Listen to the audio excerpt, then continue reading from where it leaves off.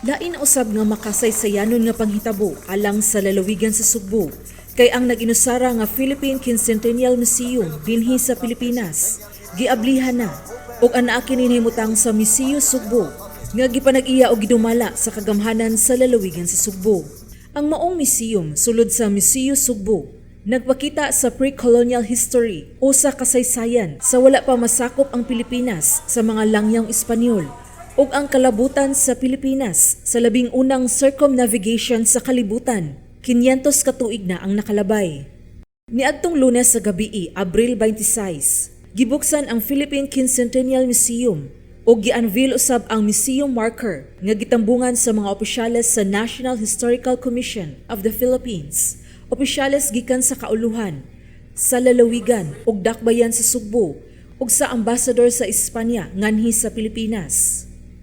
Ang maong museo gimugna sa National Historical Commission of the Philippines ug sa National Quincentennial Committee nga mao ang nagdumala sa mga kasaulugan karon sa Quincentennial celebrations ug gitugyang kini ngadto sa lalawigan sa Sugbo. Hinungdan nga naa kini karon nahimutang sa Museo Sugbo.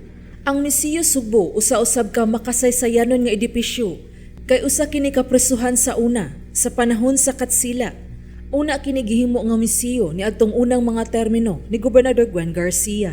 Of the people of the province of Cebu, we accept this museum with gratitude and the responsibility of its care and enrichment with all faithfulness. We thank the National Historical Commission of the Philippines and the Philippine Quincentennial Commission for this gift of memory as we look forward to a continuing friendship and solidarity with that nation and with that people whose blood continues to run in some of us. Ang maong museum nagpakita usab sa mga hulagway sa unang panahon, sama sa mga gamit sa paglawig ug patigayon, pakiggubat, panamit, kabutang, tingog ug tugtog ug uban pa.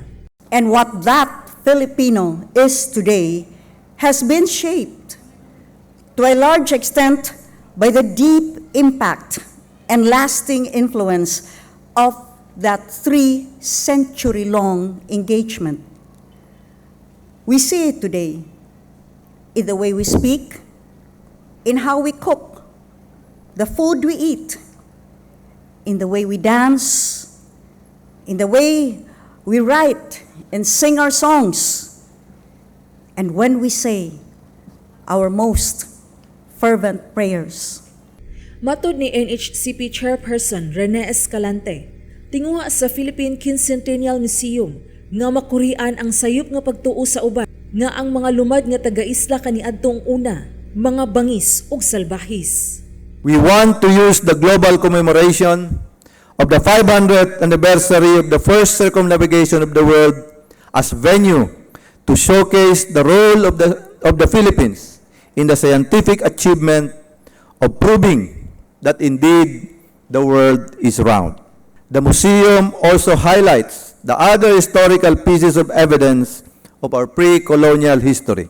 Sa iyang bahin, si Presidential Spokesperson Harry Roque nagkanayon nga ang labing unang gubat sa Mactan tali nila ni Magellan ug Lapu-Lapu nagpakita usab nga ang mga Pinoy dili basta-basta mosugot nga sakupon ug daog-daogon sa laing nasud. We need to celebrate Lapu-Lapu because he truly was the first Filipino hero. Lapu-Lapu reminds one and all of what it is to be a Filipino, to be brave, to stand up against colonizers, and to offer our lives for country and our people.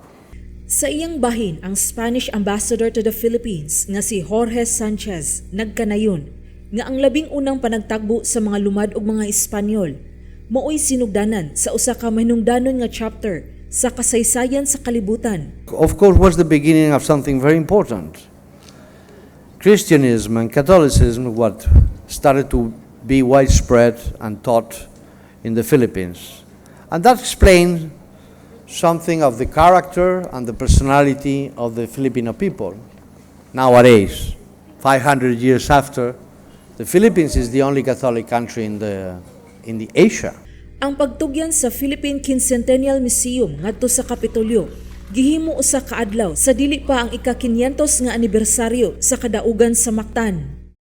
Apil sa nitambong sa okasyon, si Presidential Assistant to the Visayas Michael Dino, Kongresista Pablo John Garcia, Congresswoman Janice Salimbangon, mga opisyal sa kagamhanan sa siyudad sa Subo pinanguluhan ni Mayor Edgar Labella, Interior and Local Government Undersecretary Jonathan Malaya ug ubang dinapit nga mga bisita.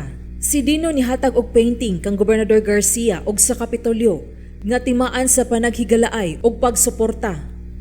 Nagpakita kini sa subject nga traditional apan contemporary ang komposisyon. Sheila Gravinez, Balita sa Subo.